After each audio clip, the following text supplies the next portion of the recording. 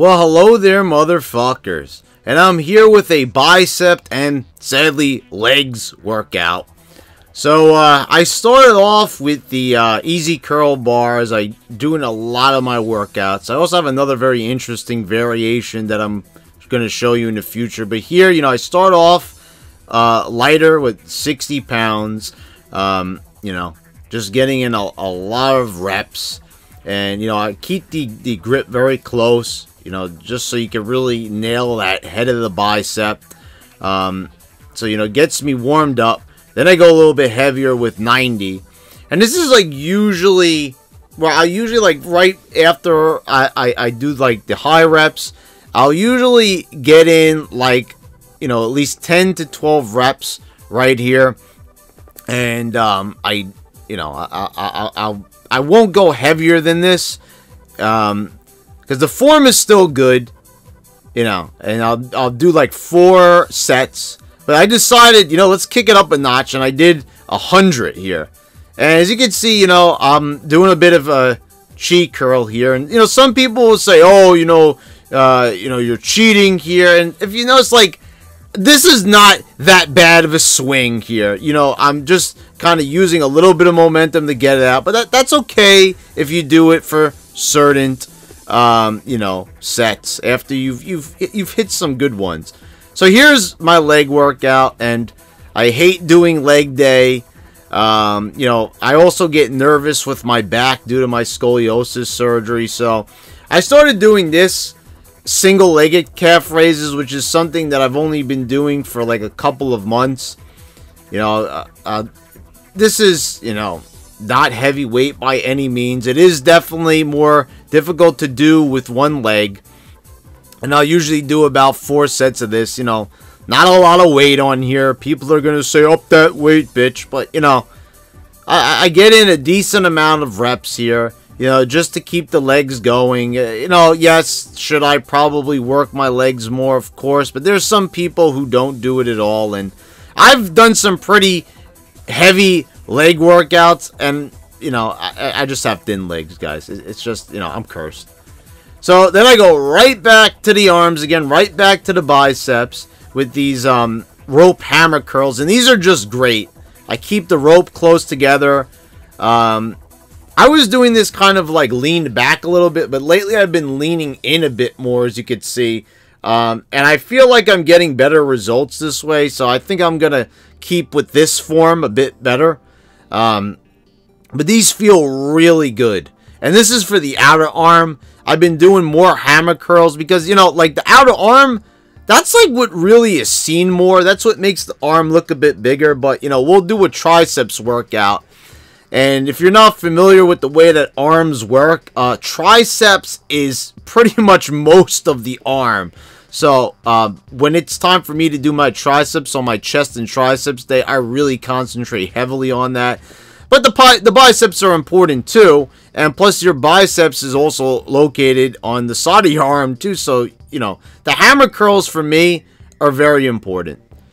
So, I got in a good amount of, reps and sets there. 4 sets. And then I went to these hammer curls right here. And, I did 3 sets of this. Because you're going to see what I'm going to do right after this. And I do side to side. Now, you could also do the regular up and down where you keep the dumbbells at your side. And that's good. But these, I really feel like my bicep is really being activated during these. And I try not to go super heavy. Because I don't want to do what Michael Chang said, on, what was it? The six-pack abs channel. 6-pack shortcuts. He said the disco dancing, where you're really swinging all over the place. So, try to maintain good form. You don't have to stand there like a Nazi soldier, but, at least, make not all your momentum is taking over. But, I notice whenever I'll post something on Instagram like that, like the 100-pound curls, people are like, oh, you're stringing too much. Oh, God. So here on the 4th set, I was doing 35s, and I'll do what's called a drop set. So I'll do as many as I can with the 35s on the fourth set of those hammer curls, and then I'll transition into this. So I start off with the 35s, I grab the 30s, as you see there, and then I grab the 25s, and well, it took me a little bit long to get back there, but I guess I couldn't find it because people leave the shit all over the fucking place. So here I am with the 25s, and as you can see, just doing as many as I can, just trying to, you know, bang it out. That's the idea. Keep the pump going, you know, keep the flow going, keep constant tension on that bicep. Yes, it is better if you're working out with somebody and they can immediately hand you the weights, but you're not going to lose too much of a burn if you take about, you know, 5 to 10 seconds or even less than that to grab the weights. So, you know, just keep going down and just keep on chugging away with those hammer curls, and you're gonna really start to feel tired. You're really gonna start to feel spent. And you know, this exercise, as you can see, there's a fairly you know, a big space here. There's not a lot of people here. It's also called running the rack also, and there's different variations of this where you could also up the weight. But I always like to go down. I never go up. I always, you know, go down when I'm running the rack. But as you can see, I'm really, look at my facial expressions here. I'm really exhausted. I'm really spent. And, you know, oh, and here I am. This is with the 10s, I believe. And this really seems like comical, like they're very light.